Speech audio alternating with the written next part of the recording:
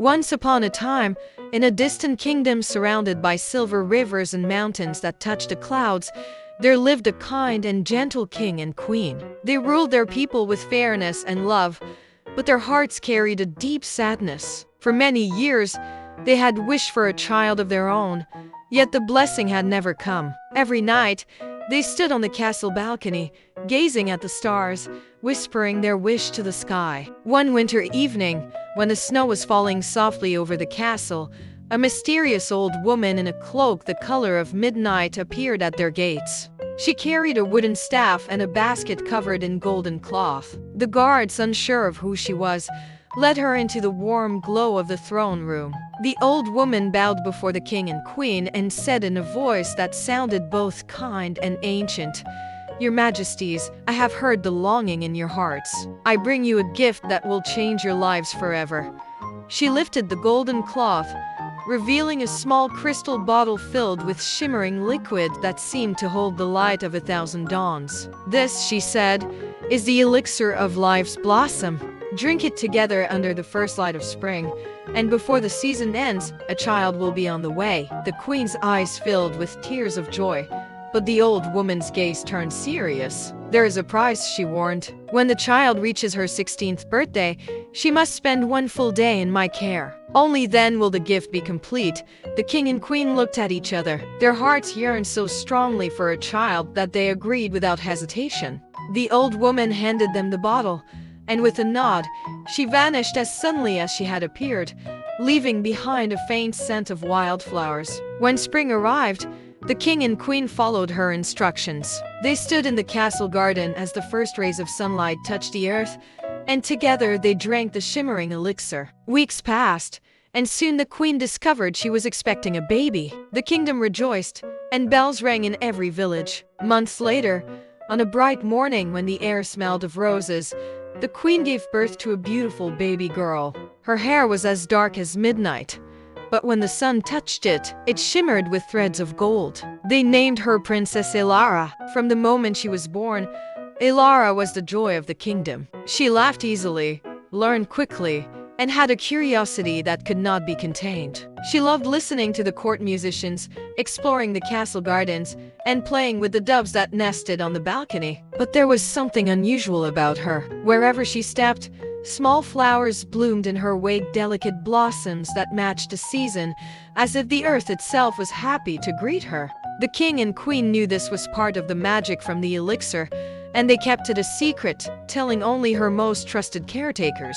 As the years passed, Elara grew into a graceful and kind young woman. She had a heart for the poor, often visiting villages to bring food and gifts, and she spoke to every creature with gentle respect. Yet in the back of the king and queen's minds was the promise they had made to the mysterious old woman. They never told Elara about it, for they feared it would fill her with worry. But as her 16th birthday drew near, their knees grew heavier each day. One crisp morning, a fortnight before her birthday, a strange mist rolled into the kingdom. It crept over the hills, through the forests, and up to the castle walls. Out of the mist came the old woman, looking exactly as she had 16 years before, not a day older. She stood before the throne and said, "It is nearly time. When the first light of her birthday arrives, I will come to take Princess Aara for one day." As agreed, the queen's voice trembled. "Will you harm her?" The old woman's dark eyes flashed. "Harm her? No, but she must come with me willingly. If she refuses, the blossoms that bloom at her feet will wither forever, and the gift will be undone." Without another word, the old woman turned and vanished once more. The king and queen decided they could not keep the truth from Elara any longer. That evening, they told her about the elixir, the promise, and the old woman's coming visit. Elara listened quietly, her fingers brushing the petals of a rose in her lap. "If I must go for one day, I will," she said softly. "Perhaps there is more to this promise than we understand." When her birthday dawned, the old woman returned, this time driving a carriage pulled by 2 snow-white horses with silver manes. Elara kissed her parents goodbye and stepped into the carriage. The journey took her deep into the whispering woods, where the trees seemed to lean toward one another, murmuring secrets in the wind. At last, They arrived at a hidden glen where a small, ivy-covered cottage stood beside a sparkling pond. Inside the cottage, the old woman set a pot of tea on the fire and motioned for Elara to sit. "You wonder why you are here," she said. "I am not just a witch, as some might think. I am the keeper of the bloom, guardian of the flowers that bring life to the world. The magic that runs through you was once mine, and it must be renewed today. If you succeed, you will keep your gift forever. But if you fail, the flowers will fade, and the world will lose their blessing." Elara felt both fear and determination. "What must I do?" she asked. The old woman handed her a small wooden box. Inside lay 3 tiny seeds, each glowing faintly. "Plant these seeds in the forest of shadows before the sun sets," the old woman instructed. "The forest is full of dangers, but if your heart remains pure and your courage strong, the seeds will bloom before nightfall." Elara set out immediately, guided by the light of the morning sun. The forest of shadows was darker than she had imagined. Branches twisted like claws above her head, and strange sounds echoed through the air. Not long after entering, she encountered a fox with fur as white as snow. "Why do you enter this place, princess?" the fox asked in a voice like the rustle of leaves. Elara explained her task, and the fox nodded. "Then you will need this," he said, giving her a single silver feather. "When you're in great danger, drop it, and help will come."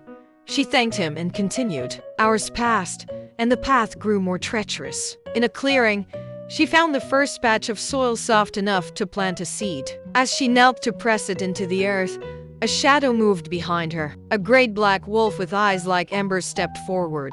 "That seed belongs to me," it growled. "Everything in this forest belongs to me." Elara's heart pounded, but she stood her ground. "This seed will bring life, not take it away," she said firmly. The wolf bared its teeth and lunged, but before it could reach her, she dropped the silver feather. In an instant, the white fox appeared, leaping between them. The fox's eyes blazed with light, and the wolf shrank back into the shadows. "Go, princess," the fox urged. She planted the seed quickly, and as soon as it touched the soil, a bright blue flower burst forth, glowing in the dim forest. She journeyed deeper, finding the second spot near a small stream that glimmered with golden fish. But just as she prepared to plant the second seed, a thick fog rolled in, and from it emerged a tall, hooded figure with no face. It whispered in a voice that chilled her bones, "Turn back. If you plant that seed, you will never leave this forest."